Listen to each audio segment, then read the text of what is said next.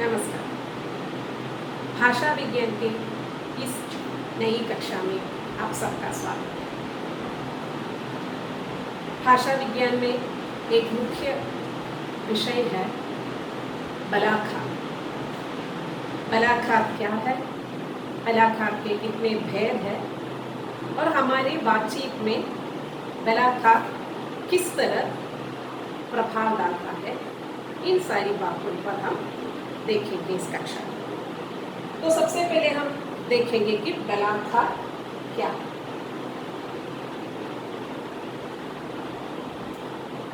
देखिए, जब हम बोलते हैं तो वाक्य के सभी अंशों पर समान बल नहीं देते। जैसे कि हम हमारे भावावेश में या क्रोध में या किसी भी भाव में हम वाक्य के प्रत्येक अंश पर बल देते हैं। ये चाहे ध्वनि पर होगी, कभी कभी अक्षर पर आघात होगा, कभी शब्द पर होगा, कभी वाक्यांश पर हो सकता है। अब अगर दो वाक्य है तो उस वाक्यांश पर हो सकता है। कभी कभी ये अर्थ परिवर्तन के कारण भी हो सकती है, इस तरह के आघात। तो हम बलाखात किसे कहते हैं, इसकी परिभाषा देख लीजिए। जब हम बोलते हैं तो वाक्य के सभी अंशों पर समान बल नहीं, कभी किसी ध्वनि पर, कभी किसी अक्षर पर या शब्द पर या वाक्यांश पर बल दिया जाता है, जिसके कारण वाक्य का अर्थ बदल जाता है। तो भाषा के इस गुण को हम कह सकते हैं बलाखात। अब हम देखेंगे कि अक्षर पर बलाखात होने पर क्या होता है, ध्वनि पर बलाखात होने पर क्या होता है। तो इस तरह हम बलाखात के विभिन्न भेदों को जानेंगे। सबसे पहले देख लीजिए ध्वनि बलाखात। किसी ध्वनि पर हम ज्यादा बल देते हैं तो वो किस तरह अर्थ में अगर परिवर्तन होता है या नहीं, कभी कभी हो भी नहीं जाता। देखिए उदाहरण, देखिए किसी ध्वनि अर्थात स्वर या व्यंजन पर जब अधिक बल दिया जाता है, ध्वनि मतलब या तो स्वर होगा या व्यंजन होगा, इसमें किसी एक ध्वनि पर जब अधिक बल दिया जाता है तो वो ध्वनि बलाखात है। देखिए उदाहरण मैंने दिया है काम। काम में वर्ण देखिए क प्लस आ प्लस म। तो इनमें आ पर ज्यादा बल दिया जाता है, काम। अक्सर जब स्वर आ जाता है, स्वर पर भी ज्यादा बल दिया जाता है। अब काल, पास। देखिए इस तरह जो अक्षर ध्वनि पर, किसी ध्वनि पर अगर बल दिया जाता है तो वो ध्वनि बलाखात हो जाता है।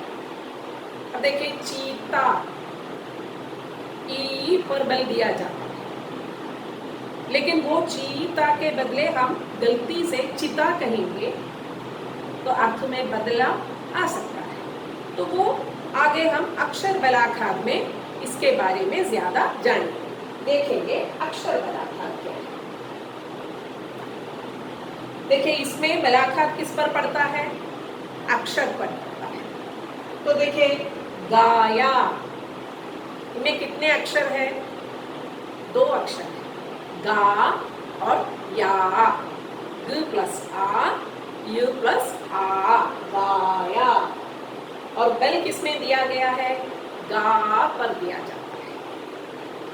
पहले हमने काम में देखा एक अक्षर है तो का में ज्यादा बल दिया, एक ध्वनि में ज्यादा बल, आ में ज्यादा बल दिया गया था। यहाँ दो अक्षर है, गाया। तो वहां गा पर दो अक्षर थे तो किसी एक अक्षर पर हम ज्यादा बल देते हैं, तो एक आ की मात्रा हम ज्यादा देर तक उच्चारित करते हैं, तो वहां गा पर ज्यादा बल दिया जाता है। अब अक्षर बलाखात से कोई अर्थ में परिवर्तन होता है या नहीं, देखिए अक्षर बलाखात में वैसे हमेशा परिवर्तन नहीं होता, लेकिन ठीक उच्चारण नहीं करते। तो यहीं पर हमें ध्यान देना है, हमारा उच्चारण हमें ठीक करना है।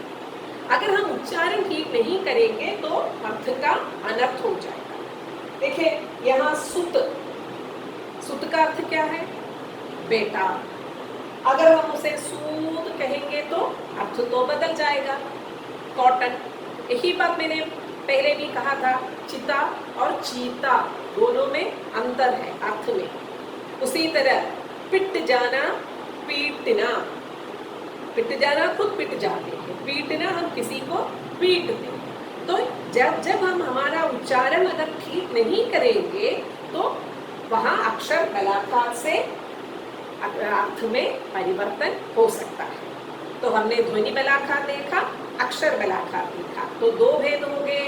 अब तीसरा भेद क्या है ये देखेंगे, शब्द बलात्कार। ये हमेशा अक्षर में या ये हमेशा भाषा में परिवर्तन आ सकता है शब्द बलात्कार से, क्योंकि वाक्य में सभी शब्दों पर समान बल नहीं देता।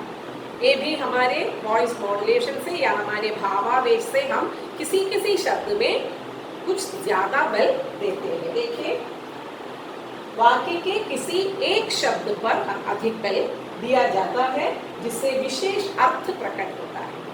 तो देखिए एक ही वाक्य में जो शब्द है उसे मैंने लिया है, श्याम चावल खा रहा है।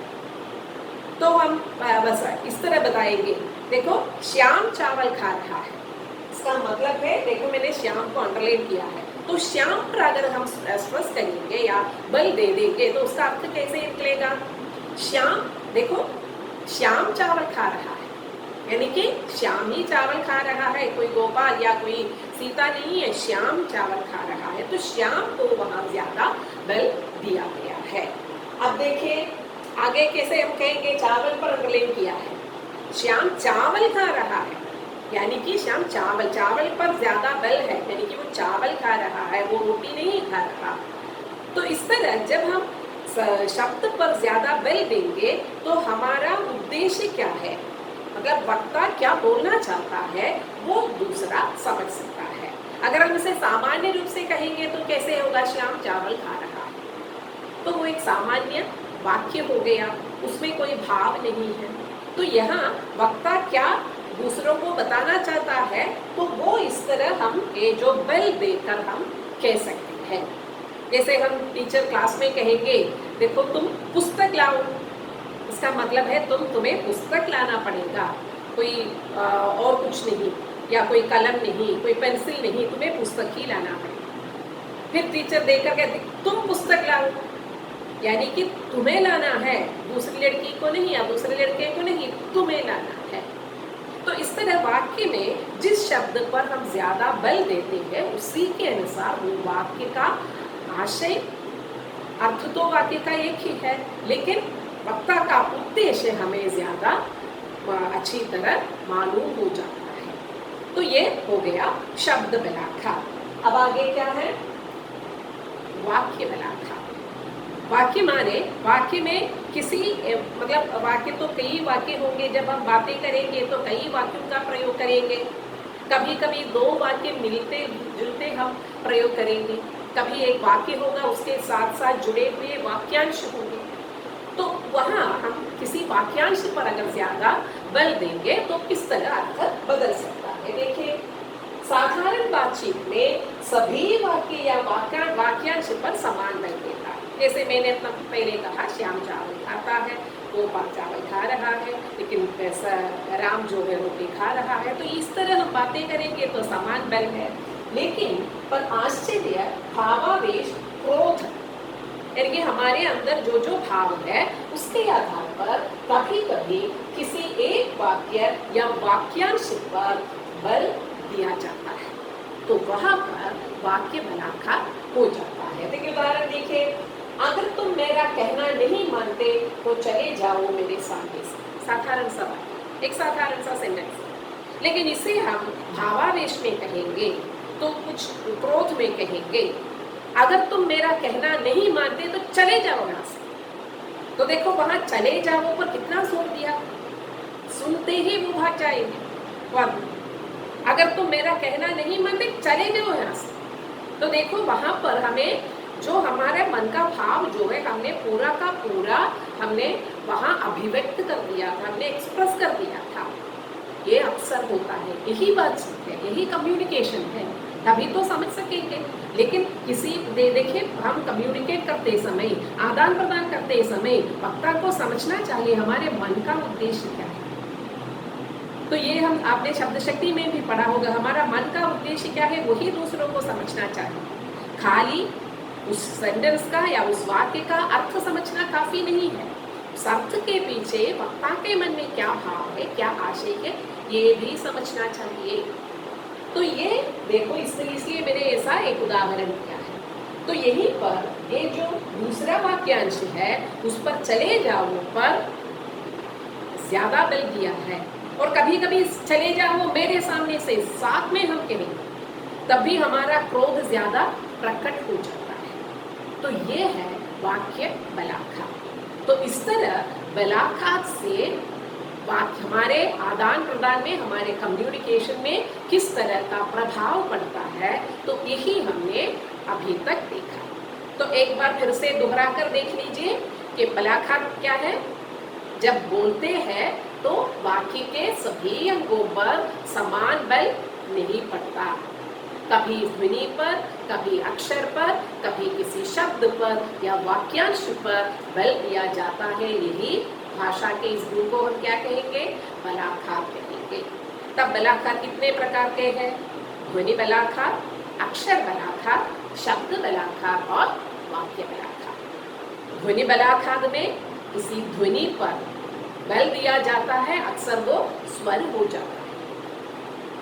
और दूसरा अक्षर बलाखात में अगर शब्द में ज्यादा अक्षर है तो किसी एक अक्षर पर ज्यादा बल दिया जाता है।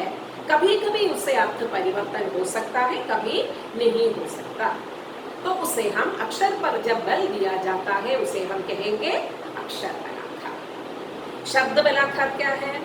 वाक्य में सभी शब्दों पर समान बल नहीं दिया जाता, कभी किसी शब्द पर ज्यादा बल दिया जाता है, जिसे हम क्या कहेंगे, शब्द बलाखात कहेंगे।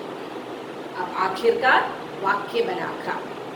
साधारण बोलचाल में हम वाक्य पर समान बल का प्रयोग करते हैं, लेकिन भावावेश में आकर, क्रोध की अवस्था में, आश्चर्य की अवस्था में हम कुछ वाक्य के कुछ अंशों पर ज्यादा बल देते हैं, तो उसे हम कहते हैं वाक्य बलाखात। अब आप अपने रोजमर्रा की जिंदगी में जब बात बोलेंगे तो आप देख लीजिए आप किन किन शब्दों पर कहाँ कहाँ बल देते हैं। बलाखात पढ़ने के बाद आप ऐसा करके देख लीजिए तो आपको ज्यादा समझ में आ जाएगा। तो एक कक्षा यहीं पर समाप्त होती है। धन्यवाद।